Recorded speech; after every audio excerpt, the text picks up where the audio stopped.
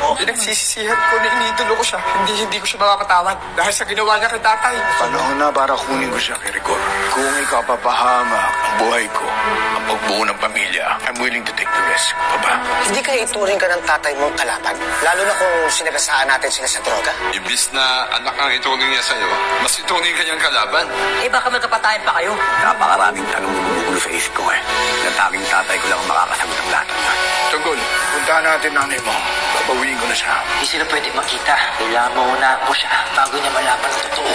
Alam ko kung sinong tao makakatulong sa akin para mahanap ko ang tatay ko. Si General Pacheco. Siya ang makapagtuturo sa akin kung saan ko matatagpuan ang tatay ko.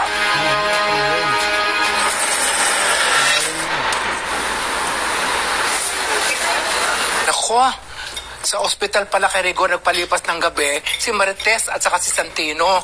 Kamusta na kaya si Rigor? Kamusta kaya sila? Ikaw, hindi ka ba dadalaw? Hindi naman ako magpapagaling kay Rigor. Hindi kung gagaling pa siya. Ikaw naman, hindi ka na naawa. Eh bakit naman ako maaawa? Bakit? Naawa ba siya sa anak at apo ko? Ay ganun talaga pag kinakarma, kagagawa niya rin yon. Ako hindi ko rin naman nakakasundo si Rigor. Pero ayoko may mangyari sa kanya. Ayoko masaktan ng friend ko si Marites. Alam mo naman yung anak mo pagdating kay Rigor, martir. Siya pa rin naman ang asawa ni Rigor. Wala na tayong magagawa doon. Ang inaalala ko si Tanggol. Pati si Santino, galit na sa kanya.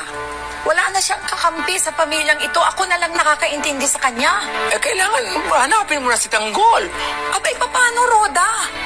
Sa ginawa niya kay Rigor, paano pag makakabalik si Tanggol dito sa Quiapo? Ay, hindi ko alam kung saan ko sisimulang hanapin si Tanggol.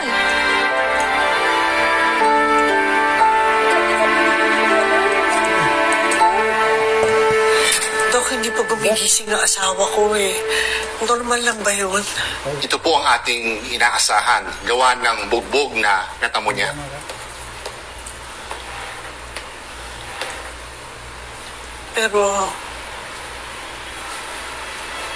Pero gigising siya, di ba?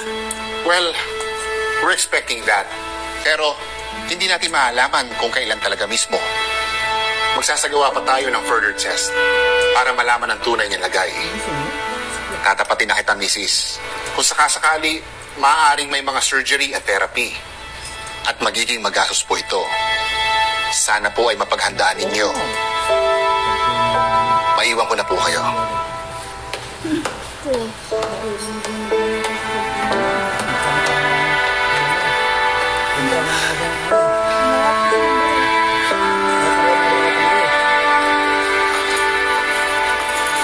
Basta kayo sa bahay.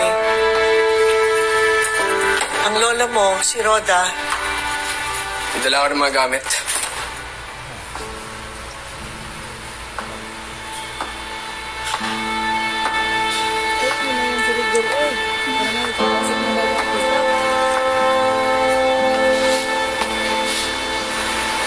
Anak, nagkausap kami ng doktor eh.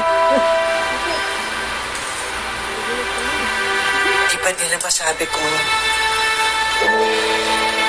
kailan gigising ang tatay mo? Maaari daw na... Gising si tatay. Mabangon siya sa kamo yan. At gagaling siya.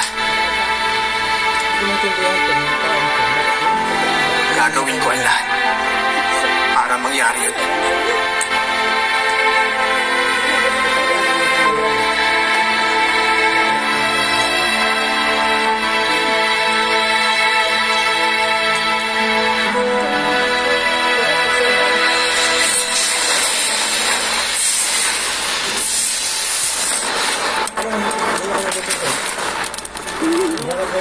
Nawawala bigla. Hindi nga ako nabusog eh.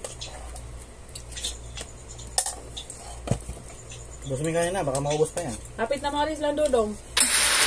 Di mo ba ako mapakawalaan? Total of 1.5 million. Nice working with you. Sa'yo lang ng blessings no. Siyempre medyo kumita tayo. Ako yung tumawag para sa wedding. Love, hindi pa ka makakarating dyan. Pag namatay ka dyan sa...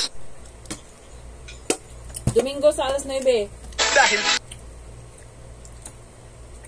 Bricks mo ay ibibig... Dapat hanap. Tinatlo mo na yung kanina na. Dapat kasi sabi kang tuyo ang ulam. Si Rigor ang panganib. Mahirap maging dad. Alis na ako, balutin ko na to. Balutin ko na to. Magandang buhay! Ano pa rin magandang buhay? Alas 9 buntag. Bakit pinagpipilitan mo na naman ang sarili mo kay nanay?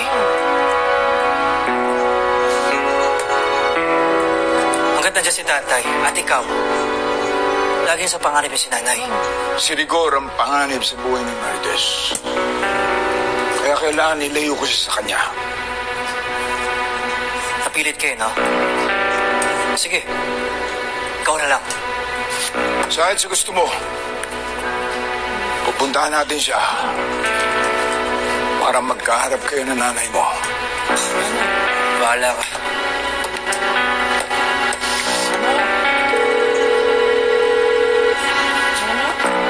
Anong ginagawa mo? Papaalam ko na sa nanay mo na pupuntahan natin siya. Ibaba mo yan. Subukan mo kong pigilan.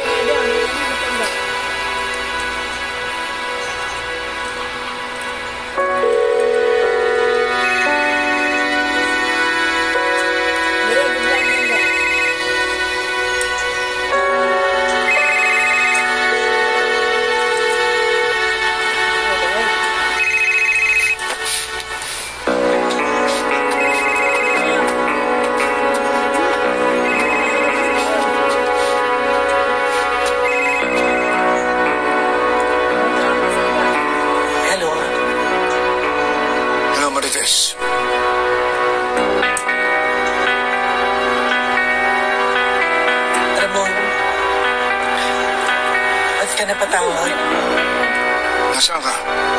Sa bahay? Wala. Nasa ospital ako eh. Ospital? Bakit ka nasa ospital? Ginagawa mo dyan? Gusto sana kitang makita at makapag-usap-usap tayong tatlo ni Tanggol. Si Tanggol?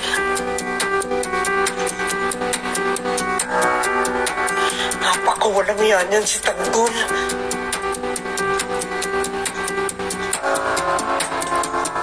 Ayoko siyang makita. Ano na naman ginawa ni Tanggol? Alam mo bang binugbog niya si Rigor? Halos mapatay niya.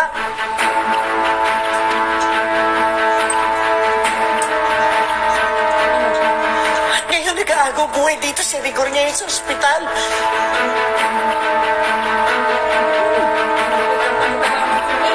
Pupuntahan ka pa rin namin para magkapaliwanagan.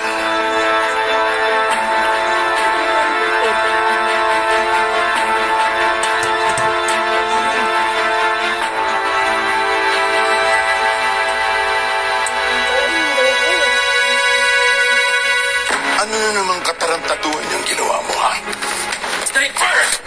Sandali lang. Papa. Sandali. Sandali lang, Papa. Sandali lang. Sandali! Ako na! Binugbog ako yung tatay ko para sa'yo! Hindi ko na sinasabi kasi alam ko makikialam ka. Papa! Sa totoo yan, matagal ako namili. Papa! Ikaw ang pinipili ko, Papa, sa pagitan niya ng tatay. Niligor! Ako dapat kumukanan! Sa akin may atraso si Rigor! Masama pa rin ginawa ko, ha?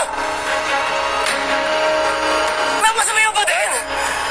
Ako lang gumagawa ng paraan para unti-unti mo na makuha si nanay! Para mabuhay siya sa ibang pamilya! Bakit mo ako pinigilan? Nung pumunta ako sa bahay ninyo!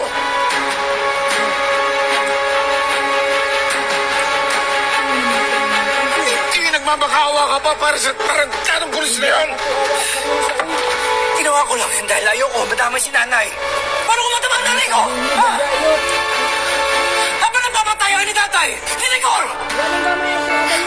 Pinoprotektahan ko lang yung nanay ko dahil ayoko siya masaktan. Tutuba ang sinasabi mo! Tutuloy ka!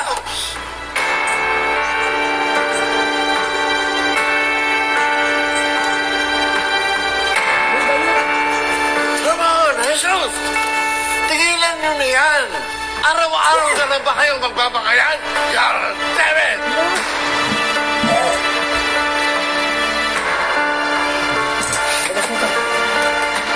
Kasama na ako. Rihanna na ako maganda.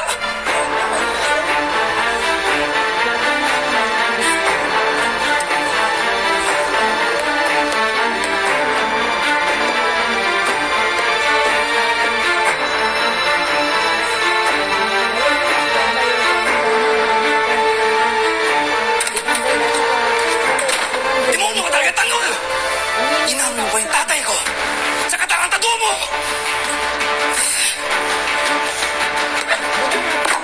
Hayop ka talaga!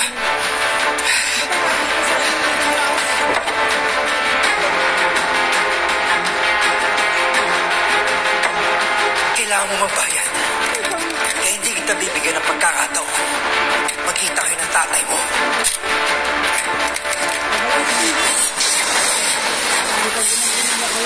Gusto ba manalo ng up to 1